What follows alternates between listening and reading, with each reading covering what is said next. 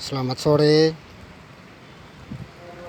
Sore hari ini saya akan membuat video singkat berbagi pengalaman dan pengetahuan tentang menanam cabai, menanam lombok di tanah. Ini tahap kedua ya. Di bedengan yang sebelumnya sudah saya dokumentasikan. Tahap pertama memberikan kompos, arang, abu, sama serutan kayu itu. Dan ini di bagian bawah pinggir jalan, di kemeringan tebingnya di bawah. Nah, saya ingin berbagi pengalaman dan pengetahuan menanam cabai yang walaupun di dalam bedengan ini, resbek ini, ada beberapa jenis tanaman. Ada pepaya, ada pisang, kemudian ada cabai ya di bawah pepaya. Ada juga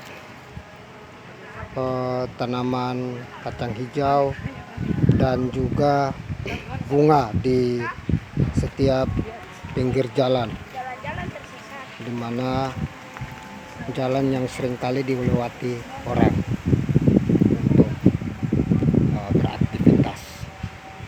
Sehingga saya coba menatanya dengan memberikan banyak bunga agar terkesan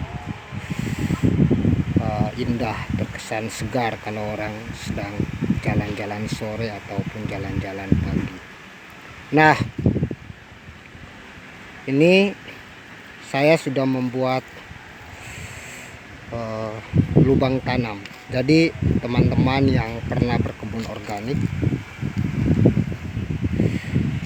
setiap menanam awalnya pasti kita membutuhkan istilah katanya pupuk dasar ya.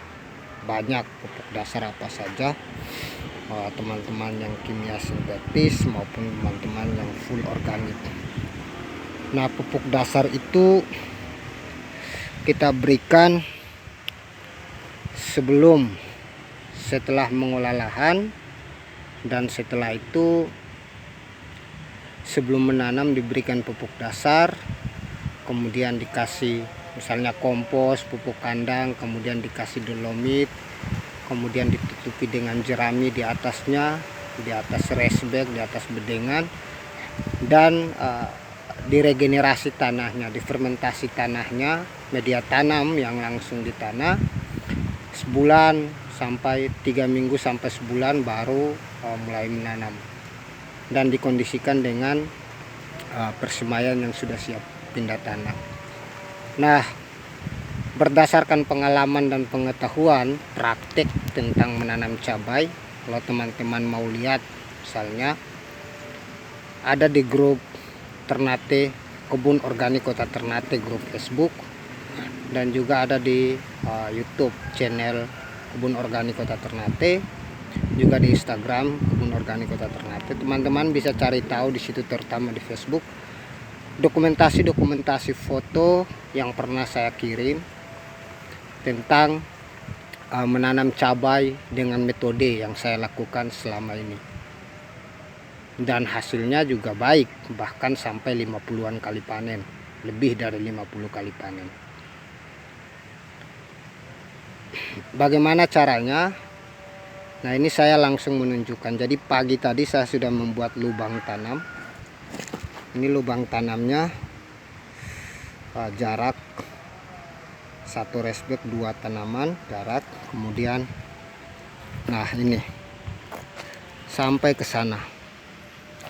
Nah, saya membuat sekitar 23 lubang tanam persiapan untuk menanam awal sebagai eh, memindahkan semai yang sudah berdaun 5, 4, 5, dan 6. Nah, sebelum saya tanam, pengalaman menanam cabai dan pengetahuan menanam cabai saya, sebelum saya tanam ada beberapa bahan yang perlu saya siapkan ya sebelum saya menanam. Misalnya ini persemaian yang di dalam polybag. Ini 12 polybag. Kemudian di keranjang ini juga 11 polybag yang disemai. Kemudian ini dua bahan ya. Ini arang. Ada sedikit campuran abu, arang bakaran kayu. Kalau teman-teman punya arang bakaran kayu, arang bakaran batok kelapa, arang bakaran sabuk kelapa, ataupun arang bakaran skam misalnya, ataupun arang bakaran surutan kayu juga nggak masalah. Kemudian bahan yang kedua yaitu kompos. Ini kompos yang sudah diayak. Ada juga ini kompos, namanya kompos hitam ya, yang sudah diayak. Kombinasi kompos ini ada beberapa bahan menjadi kompos hitam. Kompos yang sudah jadi, sudah matang, siap pakai, kemudian diayak, dihaluskan, dicampurkan dengan serbuk cangkang telur, kulit telur yang dijemur, dikeringkan, kemudian ditumbuk, diayak jadi serbuk, kemudian dicampur, kemudian arang kayu, serbuk arang yang ditumbuk menjadi serbuk, kemudian abu bakaran apa saja, bahan-bahan organik, termasuk kalau ada bambu ya gunakan abu bakaran bambu, bagus. Kemudian ini saya siapkan air. Ini air 2 matex kecil yang di dalamnya saya berikan kunyit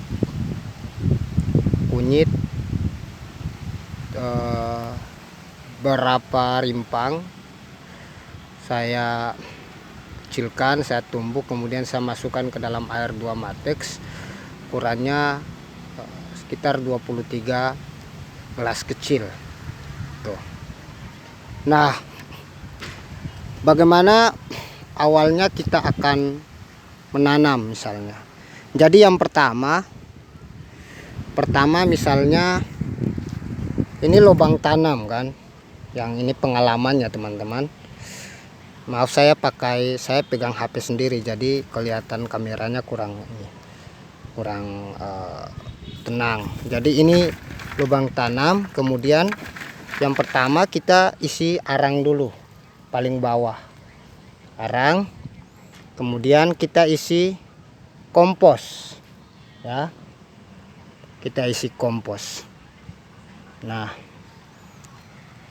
kemudian setelah ini nanti diisi semua di semua lubang tanam.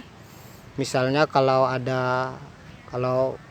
awal ini tanam kan, yang bagian bawah ini ada 23 lubang, maka 23 genggam arang, 23 genggam kompos, segenggam dimasukkan setiap lubang.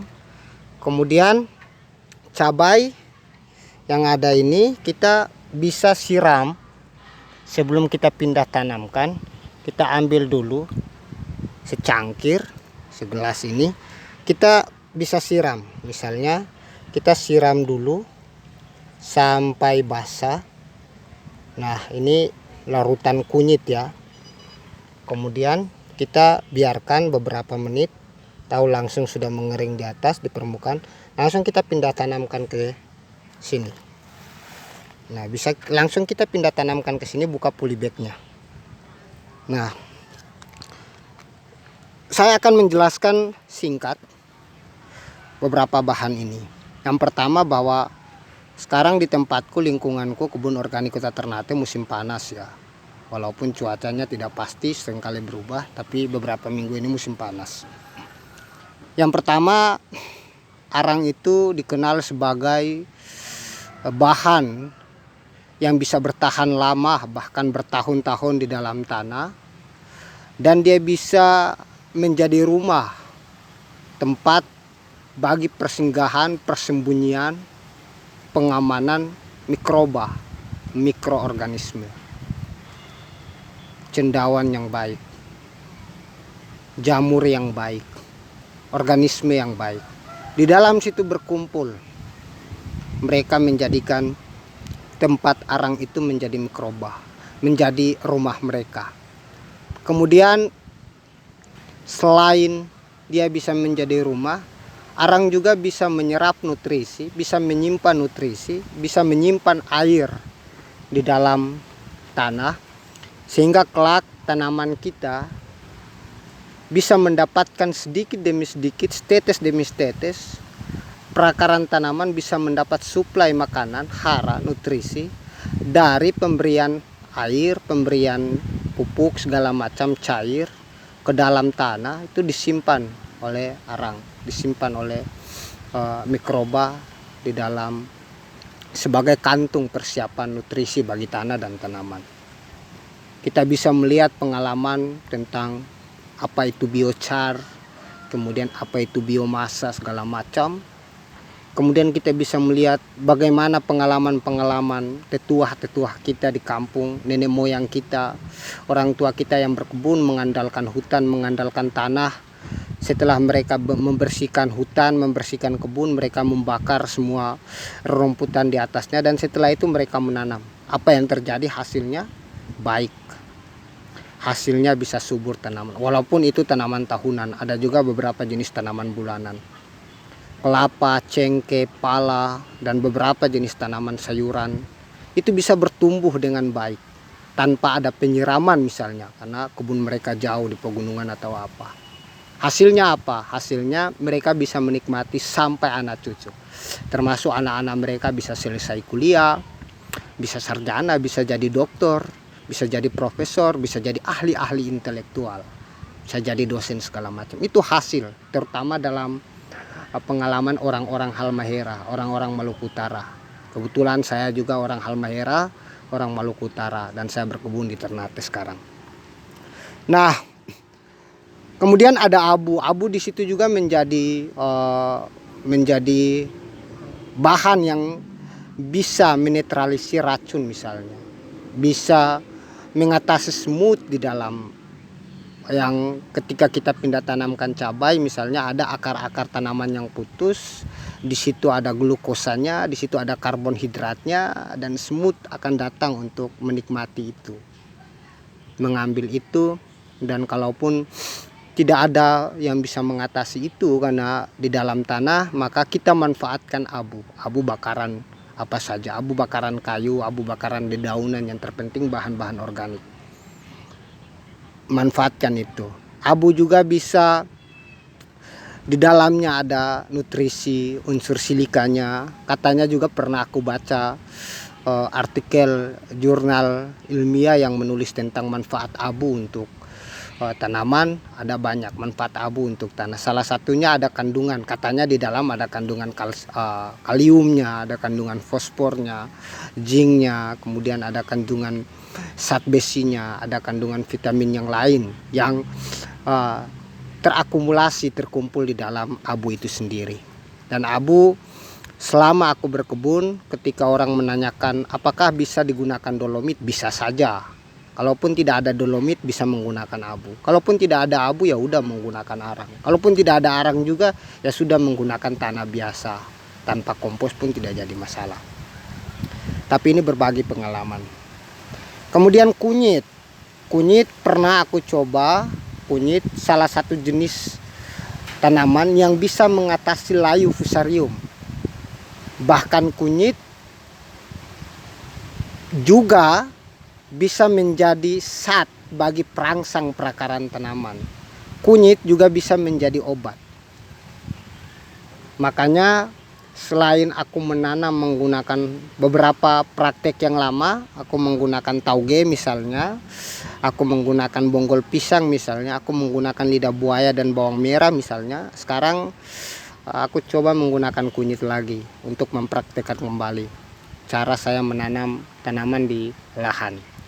Nah, itulah beberapa pengalaman dan pengetahuan singkat tentang menanam cabai, dan semoga pengalaman ini dapat bermanfaat bagi teman-teman. Pengetahuan ini dapat bermanfaat bagi teman-teman. Saya hanya bisa berbagi, yang lebih mengetahui lingkungan tanah tanaman antara teman-teman adalah teman-teman itu sendiri. Kadangkala berbeda di tempat saya dengan tempat teman-teman tanahnya, kesuburan tanahnya segala macam. Jadi hanya teman-temanlah yang bisa mengetahui itu. Dan teman-teman harus sabar, harus konsisten, harus setia, harus komitmen, harus teguh berkebun dalam bentuk apapun. Perawatan segala macam, kuncinya adalah kesabaran, keteguhan, dan konsisten. Karena di situ banyak hal yang akan kita dapat hikmahnya, hidayahnya dalam merawat dan menjaga alam. Terima kasih.